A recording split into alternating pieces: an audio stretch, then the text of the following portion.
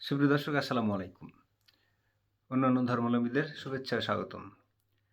সুপ্রিয় দর্শক, আজকে যে ইস্যুটি নিয়ে কথা বলবো সেটা হচ্ছে প্রধান উপদেষ্টা ডক্টর মোহাম্মদ ইউনূস স্যার আজকে যেটা অর্থাৎ ঐক্যের ডাক দিয়েছেন, সে ঐক্যের ডাকটা আসলে কিভাবে মানুষ দেখছে এবং রাজনৈতিক অঙ্গনে কি হচ্ছে এবং কি নিয়ে কি বিশ্লেষণ মানুষের, এই ইস্যুটা নিয়ে আজকে কিছু কথা বলা যেতে পারে। আসুন আমরা কিছু বিষয় নিয়ে কথা বলি। এই যে জাতীয় ঐক্য, অর্থাৎ যেটা কিনা জাতীয় ঐক্য বা সব রাজনৈতিক দলকে নিয়ে একসাথে হয়ে প্রধান উপদেষ্টা যখন সবাইকে নিয়ে বসলেন, সবাইকে নিয়ে বসার পরে এরপরে যখন প্রেস ব্রিফিং করলেন সবাই, তখন প্রেস ব্রিফিংয়ে যে জিনিসটা উঠে আসলো, অনেকের ওপিনিয়ন বললেন, জানালেন।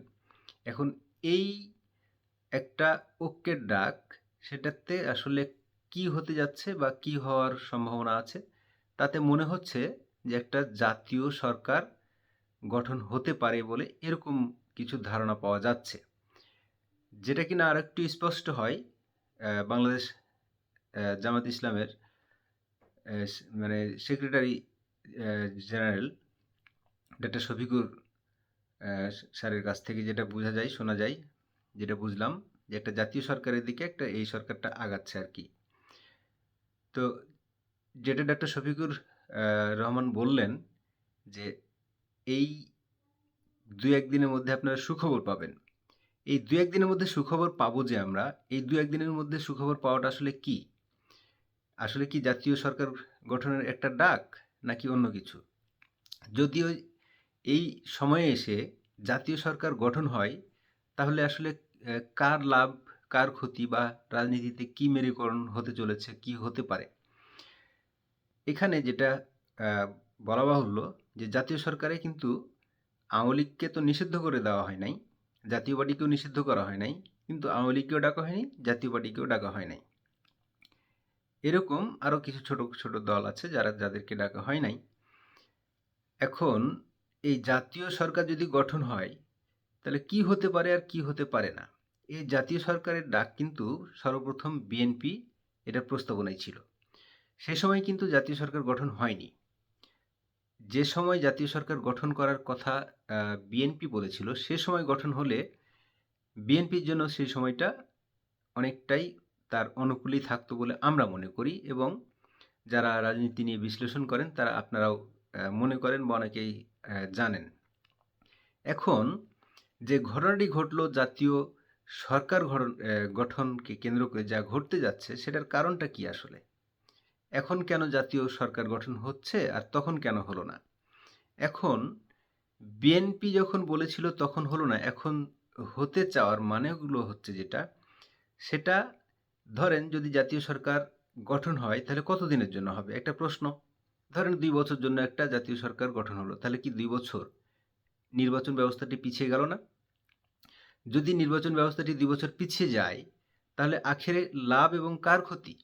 এখানে বিএনপি খুব স্পষ্টতই জানে, নির্বাচন যত পিছিয়ে যাচ্ছে বা যত পিছিয়ে যাবে, ততই তাদের জন্য এটা ক্ষতির কারণ হয়ে দাঁড়াবে। সুতরাং আমি মনে করি, বা অনেকেই মনে করছেন, যে এখন যেটা জাতীয় সরকার গঠন হতে যাচ্ছে বা হয় যদি এরকম, তাহলে নির্বাচন ব্যবস্থাটা পিছিয়ে যাবে এবং পিছিয়ে যেতে পারে বলে অনেকের অভিমত। এবার আসেন যে জাতীয় সরকার গঠন করার প্রয়োজনীয়তা হচ্ছে কেন এখন?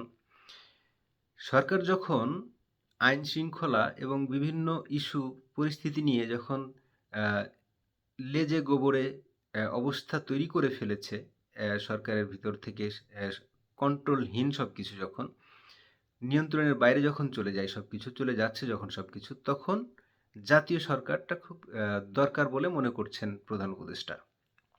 তাহলে যখন বিএনপি এই প্রস্তাবটা দিয়েছিল তখন করেন নাই কেন জাতীয় সরকার? বিএনপি তখন যদি তাদের এই দাবিতে জাতীয় সরকার গঠন হইতো, তাহলে বিএনপির তখন একটা অনুকূল পরিস্থিতি বিরাজমান থাকতো বলে মনে করি। কারণ হলো, তখন থেকে শুরু থেকে সেটিংসটা থাকতো তখন বিএনপির। এখন যদি জাতীয় সরকার গঠিত হয়, তাহলে যেটা ঘটবে সেটা হচ্ছে যে ছোট ছোট কিছু দল, যেগুলো কিনা কখনো নিজেরা ভোটে দাঁড়ালে তার নিজের পরিবারের ভোট ছাড়া অন্য কোনো কারো ভোট পাবে বলে আমি মনে করি না, এবং বাংলাদেশের জনগণও মনে করে যে কিছু কিছু দল আছে, নাম ধরেই বলা যেতে পারে। যেমন মনে করেন ছাত্ররা যদি এই মুহূর্তে কোনো দল গঠন করে, এটা জনগণ মনে করে যে তাদের এটা ইম্যাচিউরড একটা সিদ্ধান্ত হতে পারে। আবার যদি মনে করেন যে গণপরিষদ যদি একটা কোথাও নির্বাচনে দাঁড়ায়, তাহলে একটা ভোটও পাবে না বা তাদের পরিবারের ভোটগুলোই পাবে। এখানে বিএনপির সাথে নূর পটুয়াখালীতে একটা ঐক্য তৈরি করতে চেয়েছিল। এখন যখন পটুয়াখালীর সেই আসনটিতে যখন বিএনপির স্থানীয় নেতারা যখন সেখানে বাধা বিপত্তি তুললেন, সেখান থেকে নূর অনেকটা পিছু হটলেন। নূর যখন পিছু হটলেন তখন আবারও জাতীয় সরকার গঠন প্রক্রিয়া নিয়ে উনি মাঠে ঘাটে সোচ্চার হতে শুরু করলেন। ভিপি নূর এক কথায় কখনো স্থির থাকতে পারেন না। এটা আসলে তার রাজনৈতিক একটা বৈশিষ্ট্য। বলতে পারেন অনেকটা সুবিধা, যেদিকে যেদিকে বৃষ্টি হয় সেদিকে ছাতা ধরার মতো অবস্থা, এরকম আমরা দেখতে পাই। রাজনীতির মাঠে যে গুঞ্জনগুলো আছে তাদের নিয়ে, এটা আপনারা জানেন। এখন যদি জাতীয় সরকার গঠন হয়, বিএনপি কি আসলে এই পথে আগাবে কিনা? বিএনপি আগাবে কি আগাবে না সেটা বিএনপির রাজনৈতিক বিষয়, কিন্তু আমাদের ওপিনিয়ন হলো, যদি আমরা বিএনপিকে আমরা সমর্থন করি কিংবা বিএনপিকে যদি কেউ সমর্থন করে, বা আমরা নিউট্রালিও যদি বলি, বিএনপির এই পথে বা এই ফাঁদে অন্তত পা দেওয়া উচিত হবে বলে আমি মনে করি না, বা বিএনপিও মনে করেন না। বিএনপির বক্তব্য বিএনপি আলাদা করে হয়তো দিতে পারে, কিংবা তারা জাতীয় সরকার যেভাবে চায় সেভাবে যদি হয় তাহলে ভালো, কিন্তু বিএনপির মতো করে যদি গঠিত হয়, তাহলে এই সব তেড়ে বেড়ে যে ছোটোখাটো দলগুলো আছে, যারা কিনা জীবনে একটা আসনও পাবে না, আসন তো দূরে থাক, তাদের কি বলে যেন সেটা, যে নমিনেশন যেটা দাখিল করে সেটার বাজেয়াপ্ত হয়ে যাবে আর কি, আপনার জমানত বাজেয়াপ্ত হয়ে যাবে, এরকম একটা ঘটনাও ঘটতে পারে। সেইখান থেকে ভিপি নূরের মতো সুবিধাবাদী লোকগুলো যখন সরকারে যদি ঢুকে যেতে পারে, সরকারে ঢুকে যেতে পারলে তো একটা তাদের কেউ মন্ত্রী হয়ে গেল, একটা ক্ষমতায় চলে আসলো, তখন সরকারের থেকে কিংস পার্টিগুলো তৈরি হবে। এই কিংস পার্টিগুলো তৈরি হলে কি হবে? দেশে তখন রাজনৈতিক বিভক্তি আরও বেশি তৈরি হবে। জাতীয় সরকার যে কারণে গঠন করতে যাচ্ছেন আপনারা বা গঠন করতে যাবেন আপনারা, তার চেয়ে বেশি আরও বেশি দ্বন্দ্ব তৈরি হবে। এই দ্বন্দ্বগুলো তখন আরও বেশি প্রকট হয়ে দাঁড়ালে তখন আরও একটা বিবাদের তৈরি হবে এবং নির্বাচন আরও প্রলম্বিত হবে বলে আমরা বিশ্বাস করি বা মনে করি। এখন এইখানে বিএনপির স্ট্যান্ড কি, সেটা বিএনপিকে খুব দ্রুতই নিশ্চিত করতে হবে। এবং এখানে যেটা বোঝা যাচ্ছে, বাংলাদেশ জামায়াত ইসলাম থেকে, বাংলাদেশ জামায়াত ইসলামের আমির সেক্রেটারি সাহেব তো বলেই দিলেন যে খুব দ্রুতই আপনারা 2-1 দিনের মধ্যে সুখবর পাবেন। তো সুখবরটা আমরা কি সেটা প্রত্যাশায় আছি। এই সুখবরটা কি আসলে বিএনপির জন্য ভালো নাকি জামাতের জন্য ভালো? নিশ্চয়ই জামাতের জন্য ভালো, না হয় সুখবর শব্দটা তো আর এমনিতে আসে নেই জামাত ইসলামের পক্ষ থেকে। তাহলে ছোট ছোট যে দলগুলো, এই ছোট ছোট দলগুলো তখন সুবিধা পেয়ে যাবে, কেউ সরকারে ঢুকে যাবে। যদি সরকারে তারা ঢুকে যায়, তাহলে কিন্তু এরা আখেরে লাভবান হয়ে যাবে। আখেরে লাভবান হয়ে গেলে বিএনপি তখন আস্তে আস্তে মাইনাসের দিকে হতে থাকবে, এবং তাদের জনপ্রিয়তা যে মাঠে এখন পর্যন্ত আমরা মনে করি, যদি এখন নির্বাচন হয় বিএনপি নির্বাচনে জয় হবে, এটা আমরা সবাই মনে করি। তাহলে জাতীয় সরকার গঠন করবেন, এখানে ইস্যু হচ্ছে, ধরেন কোনো অবস্থায় বর্তমান সরকার আওয়ামী লীগ বা জাতীয় পার্টিকে নিতে চাচ্ছে না, তাহলে এদের যে একটা বিশাল জনগোষ্ঠী আছে, কয়েক কোটি আছে, আপনারা কি তাদেরকে সমুদ্রে ফেলে দিতে পারবেন? তাই তাদেরকে ছাড়া কি করে জাতীয় সরকার গঠন হবে? তাদের প্রতিনিধিত্ব কোথায়, কে করবে?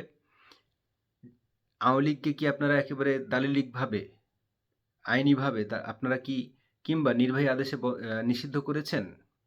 হ্যাঁ, করেছেন আপনারা ছাত্রলীগকে অ্যা অ্যা একটা নিষিদ্ধ করে দিয়েছেন। সেটা ছাত্রলীগের ব্যাপার। ছাত্রলীগ নিষিদ্ধ সংগঠন ধরে নিলাম। কিন্তু আওয়ামী লীগকে তো আপনারা করেন নাই নিষিদ্ধ। তাহলে আওয়ামী লীগের যে আর জাতীয় পার্টির যে একটা বড় একটা অংশীদারিত্ব আছে এই দেশে, বা এই দেশে তাদের অনেকগুলো সাপোর্টার আছে, তাহলে তাদের প্রতিনিধিত্বটা কে করবে? যাই হোক, অনেক আ ঘটন অঘটন প্রতিবেশী আমাদের বাংলাদেশ, অনেক কিছুই ঘটতে পারে। দুঃখিত। অনেক কিছুই ঘটবে, আমরা দেখতে থাকবো, আমরা দেখতে পাবো সামনে। তবে আমরা যেটা মনে করি যে আপাতত দৃষ্টিতে জাতীয় সরকার ইস্যুতে বিএনপির স্ট্যান্ড হওয়া উচিত জাতীয় সরকার গঠন না করা। জাতীয় সরকার বিএনপি গঠন করতে পারে। যদি বিএনপি কখনো ক্ষমতায় যায়, তাহলে অবশ্যই বিএনপি তখন জাতীয় সরকারের ডাক দিতে পারে, এবং জাতীয় সরকার যখন তারা ডাক দিবে, এই ইস্যুটা তখন তাদের খুব পপুলারিটি পাবে বলে আমি মনে করি। প্রিয় দর্শক, আপনারা কে কি মনে করেন, আপনারা নিচে কমেন্ট বক্সে লিখলে খুশি হব। ধন্যবাদ। দেখা হবে আবারও কোনো অন্য একটি ভিডিওতে। আসসালামু আলাইকুম।